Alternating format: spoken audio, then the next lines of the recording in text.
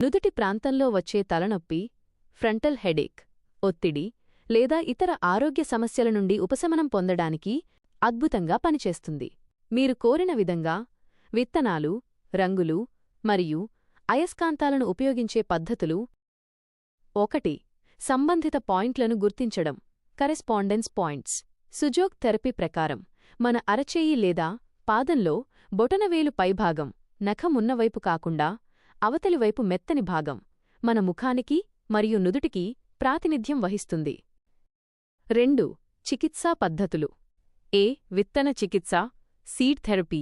ఇది సహజంగా శక్తిని క్రమబద్ధీకరించడానికి సహాయపడుతుంది. పెసరగింజలు, గ్రీన్ గ్రామ్ లేదా మెంతులు, ఫెన్యుగ్రీక్ సీడ్స్. ఒక సర్జికల్ టేప్ మీద కొన్ని గింజలను ఉంచి బొటనవేలు పైభాగంలో గోరుకు వెనుకవైపు ఉన్న మెత్తని భాగం గట్టిగా తగిలేలా చుట్టాలి. సమయం 6 నుండి 8 గంటల పాటు ఉంచాలి. మధ్యమధ్యలో ఆ గింజలపై స్వల్పంగా ఒత్తిడి ఇస్తూ ఉండాలి. రంగుల చికిత్స, కలర్ థెరపీ. నొప్పి రకాన్ని బట్టి రంగులను ఉపయోగించాలి.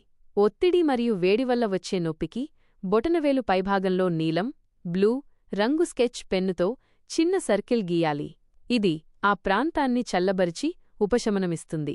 బలహీనత లేదా తక్కువ రక్తపోటు వల్ల వచ్చే నొప్పికి అదే భాగంలో ఎరుపు రెడ్ రంగును ఉపయోగించాలి. ఇది శక్తిని పెంచుతుంది. అయస్కాంత చికిత్స, మ్యాగ్నెట్ థెరపీ. శక్తిని పెంచడానికి లేదా తగ్గించడానికి బ్యూల్ మ్యాగ్నెట్స్ ఉపయోగిస్తారు. శక్తిని తగ్గించడానికి సెడేషన్.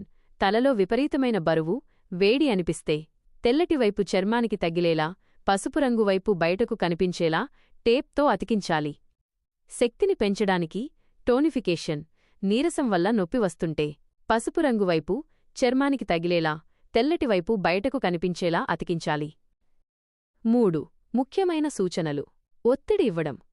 చికిత్స ప్రారంభించే ముందు బొటనవేలు పైభాగాన్ని ఒక పెన్ను వెనుక భాగంతో లేదా సూజాగ్ జిమ్మీతో 1 నుండి 2 నిమిషాల పాటు మెల్లగా నొక్కాలి.